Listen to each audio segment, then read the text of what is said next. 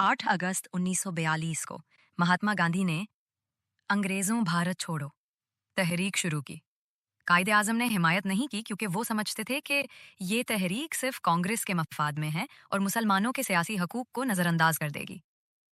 बरतानवी हुकूमत ने सख्त रद्द-ए-अमल दिया। गांधी और कांग्रेस के रहनुमाओं को फौरन गिरफ्तार किया। जुलूसों पर पाबंदी और अखबारात पर सेंसरशिप लगा दी गई। लट्ठी चार्ज और गोलियां चलाई गईं। हजारों लोग गिरफ्तार हुए। बरतानिया ने उस तहरीक को जंग के दौरान गैर जिम्मेदाराना कदम करार दिया। मुस्लिम लीग को सियासी मैदान में आगे बढ़ने का मौका मिला। तंजीम को मजबूत किया। पाकिस्तान के मुतालबे को तकवीयत मिली। मुस्लिम लीग की पहचान सियासी कुव्वत के तौर पर बेहतर हुई।